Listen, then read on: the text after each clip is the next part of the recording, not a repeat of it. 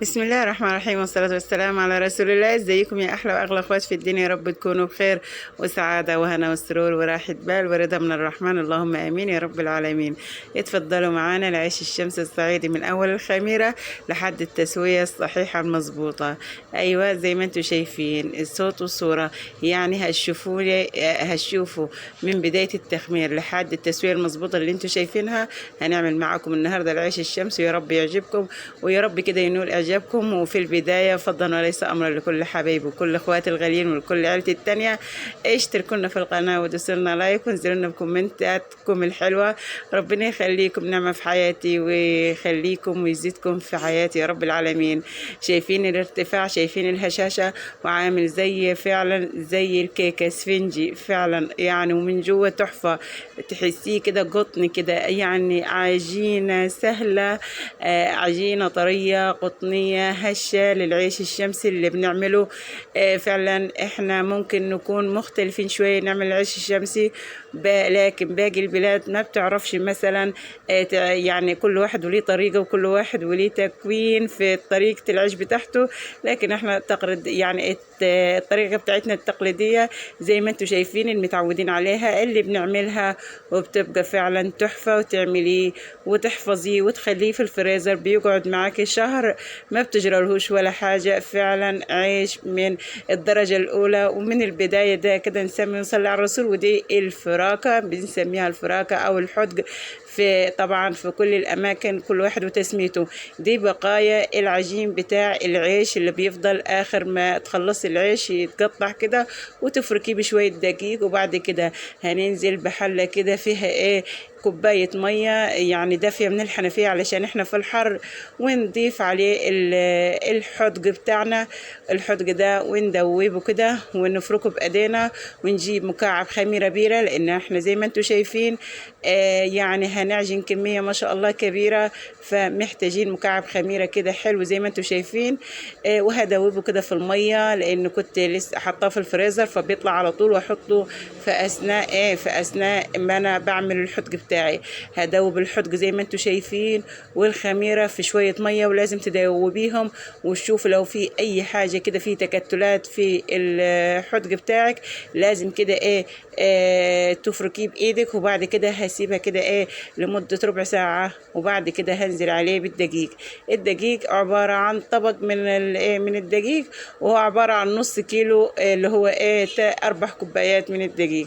هنعجنه كده في الحلة زي ما انتم شايفين، وهنخليه زي ما انتوا كده شايفين نعجنه كده عجنة كده سهلة بسيطة. وبعد كده اسيبه، وفي فعلا في درجة الحرارة اللي احنا عايشينها دلوقتي ما بتقعدش نص ساعة.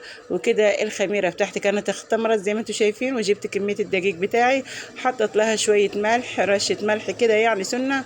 وبعد كده نزلت عليها بالخميرة، نزلت الخميرة كده على الدقيق، وهعجن بالمية لان فعلا العجين بيطول معايا فهياخد وقت، ممكن ياخد فدية لوحدي العجين. فانا كده اختصرت العجين. تنزلي عليه بحبة حبة من المية وتعجني العجينة وتعجنيها كويس وتملكيها خالص. وبعد كده تروحي تخليها طرية، ما تخليهاش تخينة، وتخليها فعلا العجينة بتاعتها تكون مطاطة. ولازم تملكيها كويس، يعني تخدميها كويس العجينة وتبقى معاك بعرق مطاط. بعد كده هنجيب نخلة الدقيق اللي هي الردة، وهجيب المقارص عادية في السوق بتتباع زي ما انتم شايفين. حطيت النخالة على المقارص كلها، وهبتدي العجين بتاعي شوية حبة من الدقيق. الحبة دول هم اللي بنعمل فيهم الفراكة اللي هي في البداية زي ما انتم شفتوها. وكان العجين معايا ما شاء الله خمر زي ما انتم شايفين، ملا العجان بتاع الخبيز. وكده هبتدي اقطع في العيش، اقطع كده زي ما انتم شايفين كده بايدك كده اليمين اللي بتاكلي بيها، وتبتدي تقطعي كده العيش زي ما انت شايفه كده وتدوريه وتعمليه زي الكوره الحلوه كده. وبعد كده تبلي ايدك كده دقيق وليس ميه وليس زيت. ده مش زي العيش المرحرح، ده عيش شمسي فلازم تحطي له حبه دقيق بساط خالص. وزي ما انتم شايفين العجينة بتاعتي مطاطة وحلوة وطرية في نفس الوقت. تستحمل معاكي كل يعني تستحمل معاكي الخمور، ولسه هتسيبيه يختمر مرة تاني. فهشوفي معانا برضو واحدة واحدة طريقة الخمور بتاعته. بعد كده بعد ما هقطع العيش مرة واثنين وثلاثة علشان تشوفيه حضرتك انا بعمله ازاي، وربنا يحسن ما بين ايدينا، وانت اكيد هتعمليه احلى واجمل بكتير من ايدك يا ست الكل. ونعمله في البيت افضل من ان احنا نشتريه، لانه بره يعني هتروحي بره وتشتريه من بره بيقعد يوم واحد وتحسي اليوم التاني كده بيحدق وطعمه مش حلو. فاعمليه في البيت افضل. كده هقطع العيش وبعد كده هفرده. بعد كده هروح اسويه يعني بصي يعني كده تحطي ايدك كده وتدبيه من فوق، تدبيه يعني مش زي العيش المرحرح كده، تسويه من فوق بس كده. وتسيبيه تحت تحطيه في الشمس ماشي. في الصيف تحطيه تحت المروحه بيخمر. اما لو في الشتاء فلازم بيحتاج معاكي شمس. انا كده حطيته وسبته كده يختمر ويخمر. وزي ما انتوا شايفين سيبته بعد الخمور بساعة. شايفين الارتفاع بتاعه، شايفين فعلا يعني ان هو كده خلاص اختمر كده. انا هسخن الفرن بتاعتي وهبتدي احط العيش بتاعي. لازم يكون مرتفع يا جماعة، وبرضو ما تبالغوش في الارتفاع بتاعه لانه فعلا بيحدق وبيفصل منك، بيبقى فيه طبقة من فوق وطبقة من تحت.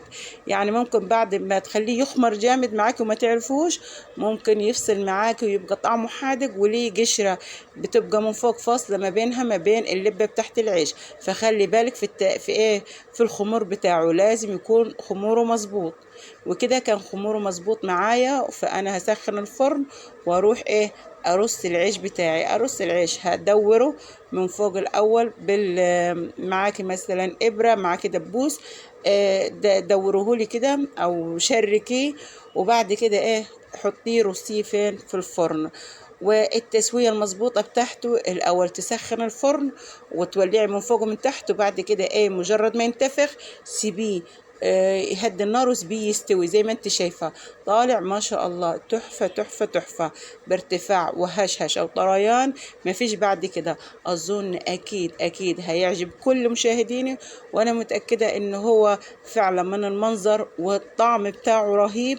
ولو كلتيه لا يمكن استحالة تبطليه، مشبع وفعلا يعني حرفيا ممتاز فوق الوصف. يعني يعتبر التوب بتاع العيش اللي احنا بنعمله كله.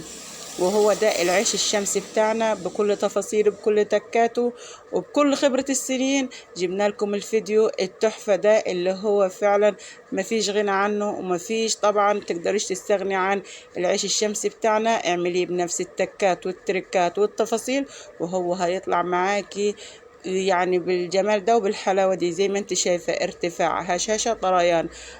بصي كده لو عملتيه كده هتلقيه اسفنجي، كيكة اسفنجي فعلا تحفة.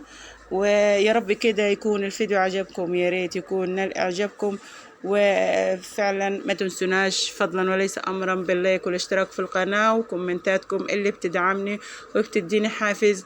وكان معاكم النهاردة العيش الشمسي بكل تفاصيله من اول الخميرة لحد التسوية المظبوطة الصح. وهو ده فيديو النهاردة، واشوفكم في فيديو اخر، والى اللقاء. ودمتم في رعاية الله وحفظه، والسلام عليكم ورحمة الله وبركاته.